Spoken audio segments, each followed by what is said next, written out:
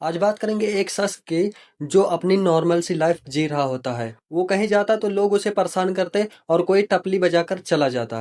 कैसे एक नॉर्मल लड़के ने लोगों की होश उड़ाए, कैसे उसने 4 मिलियन का सफर तय किया और कैसे इस मुकाम पर पहुंचा। बात करेंगे सभी चीजों को लाइफ के साथ, ये भी जानेंगे कि आप भी इस मुकाम पे कैसे पहुंच सकते हो और कैसे नहीं। आज के वीडियो में बात करेंगे कोई और नहीं बल्कि हमारे अविनाश भाई हैं, जिनके लाइफ में बहुत मुश्किलें आई और उनका सामना करते हुए लाइफ में सक्सेस हो गए।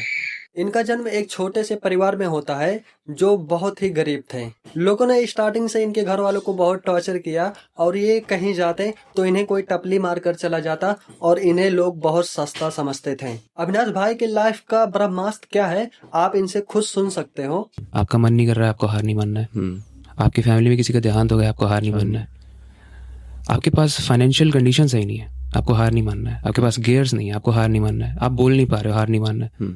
आप दिखते अच्छे नहीं हो, हार नहीं मानना है। अविनाश भाई ने बहुत ही खतरनाक ब्रह्मास्त्र बताया है, जिसमें इन्होंने कहा कि लाइफ में कुछ भी हो जाए, कोई भी परेशानी हो जाए, कोई भी डिप्रेशन सिचुएशन, ब्रेकअप या कोई रिश्तेदार, कोई को भी कुछ हो जाए, लेकिन हमें रुकना नहीं है। तुमको मोटिवेशन चाहिए, मैं देता हूं तुम्हें मोटिवेशन। मैं इंस्टा पे वीडियो स्क्रॉल कर रहा था, तभी मेरे सामने आया ये वीडियो जहां पे लोग इस टाइम पर सो रहे होते हैं। वहां पर ये बंदा ठंडे पानी से नहा रहा है, वो भी इतनी ठंडे में। ये बंदा अपने लिए नहीं कर रहा है, ये बंदा हम लोग के लिए कर रहा है। वो समझा रहा है कि अगर मैं उठ सकता हूँ सुबह तो तुम क्यों नहीं उठ सकते। मैं अगर सवेरे नहा रहा हूँ तो तुम क्यों नहीं नहा सकते। मैं इतना स्ट्रगल कर रहा हूँ तो तुम क्यों नहीं कर सकते। ऊपर वाला ने एक ही जैसा शरीर दिया है तो भेदभाव क्यों।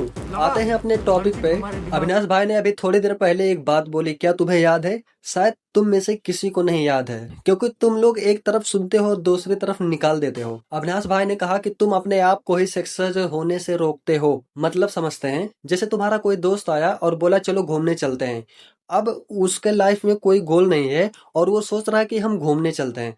अब तुम्हारा भी मन वहां पर बनेगा कि हम भी चले जाते हैं। वहीं पे अगर तुम रुक कर स्ट्रगल करते हो या अपने गोल पर फोकस करते हो, काम करते हो, मेहनत करते हो, तो वो बंदा आज घूमने जा रहा है, उस टाइम पे तुम मेहनत कर रहे हो। कल का जब वो काम करेगा तो तुम घूमोगे। मोरल ऑफ द स्टोरी, काम करना है, चाहे आज करो चाहे कल। इससे बेटर है कि आज ही तुम कर लो और फिर घूमो। आप यकीन नहीं करोगे, अविनाश भाई 12th में फेल हो जाते हैं। यहाँ पे लोग फेल होने के बाद सिर पर हाथ पकड़कर बैठ जाते हैं कि यार मैं कुछ नहीं कर पाऊंगा। अपने आप को गिल्टी फील करते हैं कि मैं एक फेलियर हूँ। यार अपने आप को अगर फेलियर मान लोगे तो तुम फेलियर ही हो। अविनाश भाई ऐसे नहीं थे, वो जहां पर गिरते वहां से मोटिवेट होते और नेक्स्ट लेवल का काम करने का शुरुआत फिर से करते। अब अविनाश भाई के साथ क्या होता है ध्यान देना। एक दिन इनके पिता और अविनाश भाई साथ में जा रहे होते हैं। अविनाश बाइक पर आगे बैठा था और इनके पिता आर्मी में थे, जो बहुत ही छोटे पोस्ट पे थे,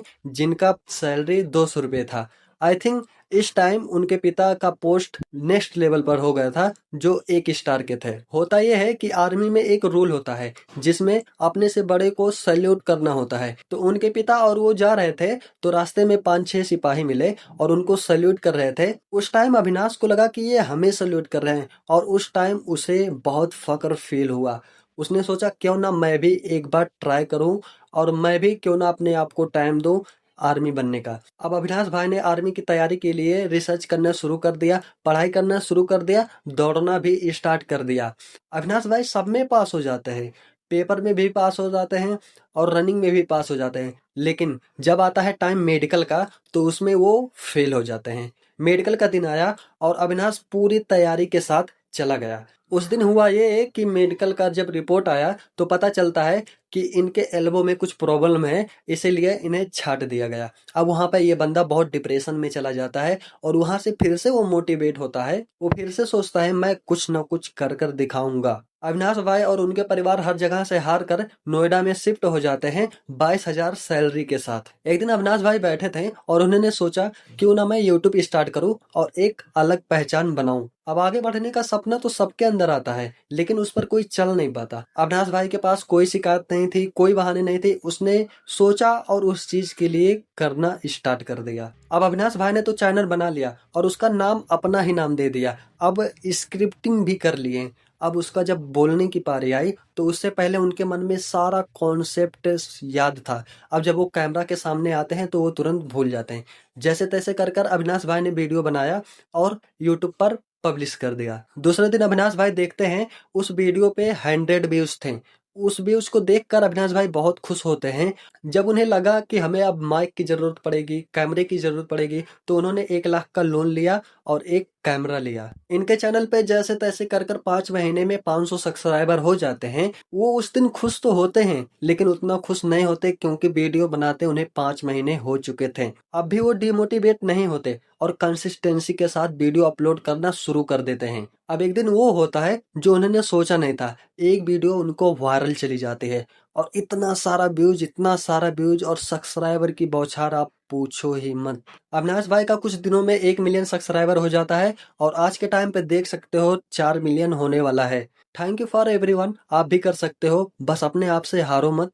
लड़ते रहो, लड़ते रहो, लड़ते रहो। मिलते हैं नेक्स्ट वीडियो में, तब तक के लिए जय हिंद, वंदे मातरम।